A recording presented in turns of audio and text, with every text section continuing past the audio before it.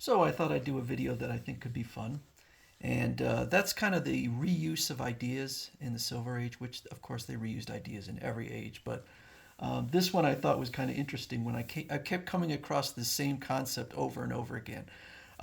Only one of these are four separate stories, and only one of them have I published yet. Two of them I've made videos for. One of them I've read but haven't made a video for. But I wanted to go through who is the real Supergirl, aka Kara Zor-El, Linda Lee, or Linda Danvers. So the first character, Mighty Maid, was introduced in Action Comics number 260, published in January 1960. She is a fourth dimensional superwoman who arrives on Earth and ends up having a romance with Superman. So it says shortly after appearing on Earth, Mighty Maid. Now, Mighty Maid, she's not a cleaning woman. It is presumably short for Mighty Maiden. Um, so he falls in love with her, and they agree to return to the fourth dimension. It turns out this was all a ruse to trick a criminal into revealing himself.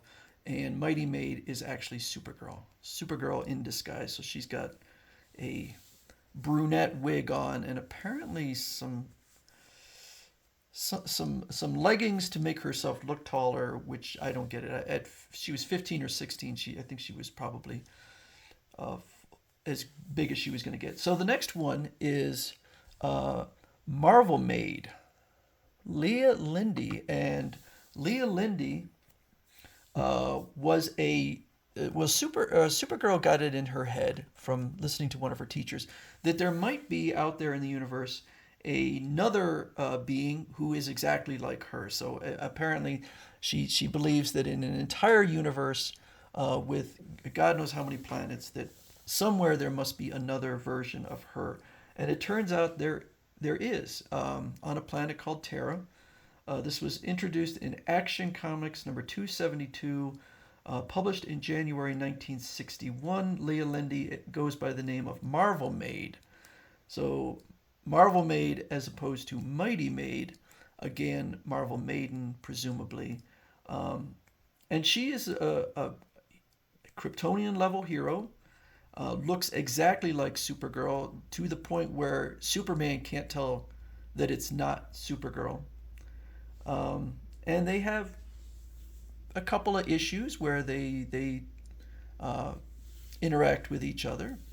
And I think that may be the only appearance of Marvel Maid, aka Leah Lindy. The next one is Lesla-Lar, who was introduced in Action Comics number 272, published in published in July 1961.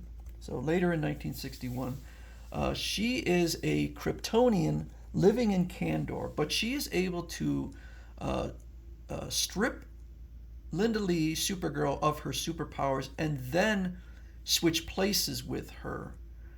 So not only does Linda Lee, Supergirl, no longer have any superpowers, but being in Kandor now, she really doesn't have any superpowers.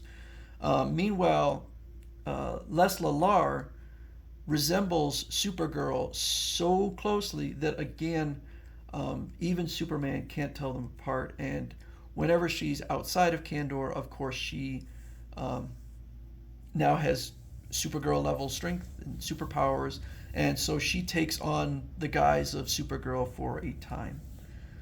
The final one is Luma Lynai, who was introduced in Action 289, published in June 1962. She is the only one with a Wikipedia entry. When Supergirl is trying to create a romance for Superman, she tries various characters, and with no success, they determine that he's kind of interested in Supergirl. But of course, they can't have a romance because they're cousins, and she's 15 or 16. She might be 16 at that point. So they decide to look through the universe to. I think they use a computer. I think they used it with the Marvel Maid also, and determined that there's a superhero named Lynai on another planet, and she has Kryptonian level powers. They end up, she's on a planet called Starro. They end up, it doesn't work out for them because apparently they can't live on the same planet and both have superpowers. But he does fall in love with her because she looks exactly like an older version of Supergirl. If Supergirl was aged up, I guess, 10 years or so. So those are the various Supergirls from the just a 2 year period, a little over 2.5 year period from January 1960 to June 1962.